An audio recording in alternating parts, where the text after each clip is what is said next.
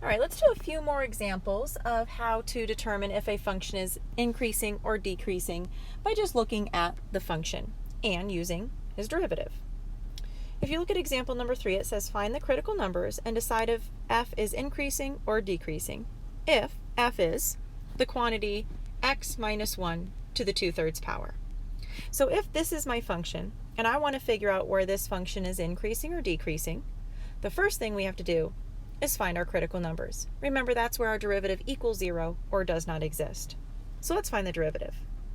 Now, looking at this function, this isn't quite a polynomial like the other two examples were, or at least the example in the try it. What derivative rule would we have to use on this problem? This is a chain rule, remember? So in order for me to find the derivative, I need to make sure that I know all the derivative rules from last chapter. That's why those were so important. All right, when I use the chain rule, I'm going to bring forward the 2/3. I'm going to keep the inside the same. I'm going to subtract 1 from my exponent, and then I'm going to make sure that I multiply by the derivative of the inside, which happens to be 1. I'm going to go ahead and simplify a little bit by taking this quantity that's raised to the negative 1/3 exponent and drop it down to the bottom to make it positive. I have a 2 on the top, I have a 3, and an x minus 1 to the 1/3 on the bottom.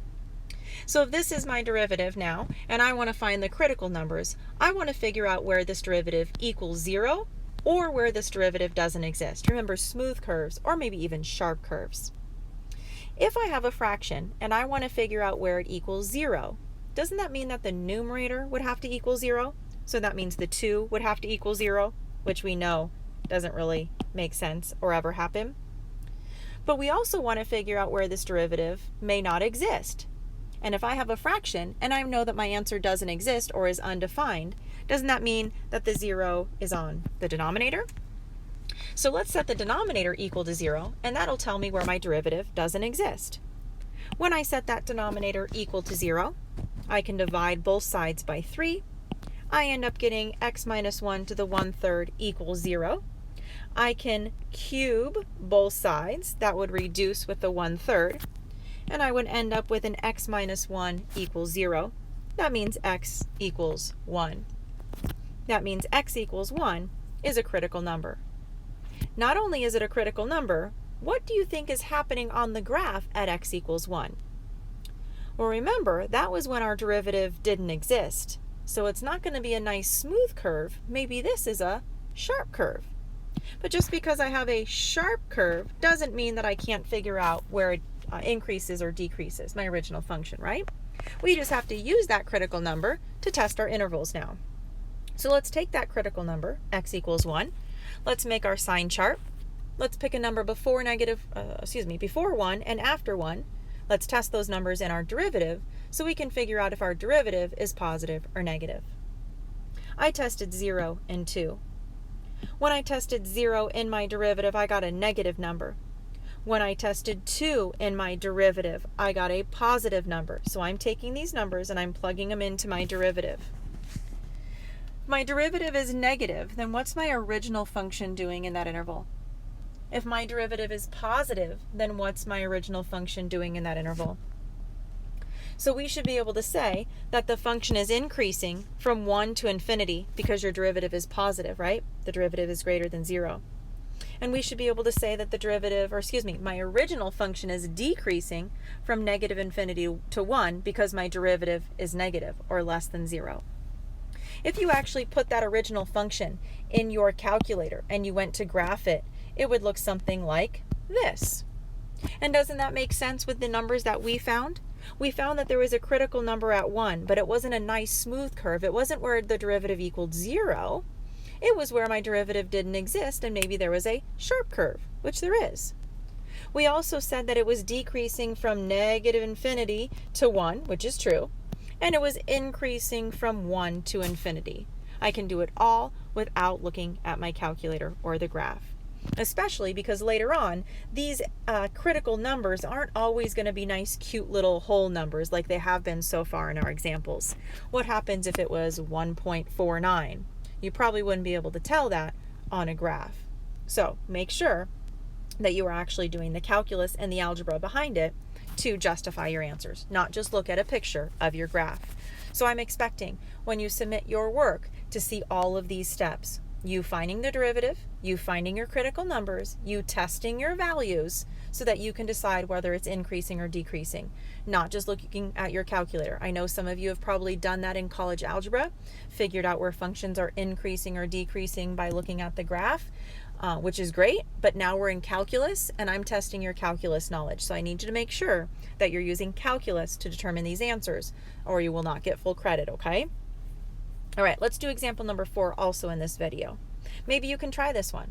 Maybe you can pause the video, try this one, and see if you can find all the intervals for where this graph is increasing or decreasing using calculus. All right, increasing or decreasing. I know that I need my first derivative, right? So let's go ahead and look at the derivative of this graph. Ooh, what derivative rules do I have to use here? It looks like this is a quotient rule, right? Hopefully you remember your quotient rule. That's the bottom times the derivative of the top minus the top times the derivative of the bottom over the bottom squared. You should be able to distribute. You should be able to combine like terms. And I ended up getting a 2 over an x plus 1 squared as my derivative. Now that I have the derivative, I should be able to find my critical numbers. That's where my derivative equals 0 or where it doesn't exist. That means if I have a fractional derivative, I need to figure out where the numerator equals 0 and where the denominator equals 0. When I set the numerator equal to 0, 2 equals 0, doesn't really give me any answers. When I set the denominator equal to 0 and I go to solve, I can square root both sides. I end up getting x plus 1 equals 0, and I can say that I have a critical number at x equals -1. What's happening in my graph, you think, at x equals -1? Well, that's not where my derivative equals 0. That was where my derivative didn't exist. So is it a sharp curve again? Be careful.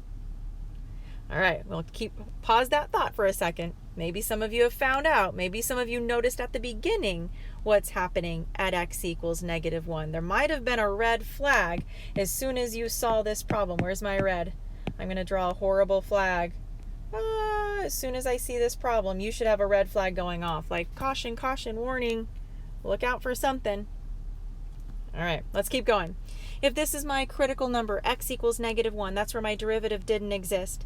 Let's figure out on either side of that critical number, is your function going up or is it going down? Is your derivative positive or is your derivative negative?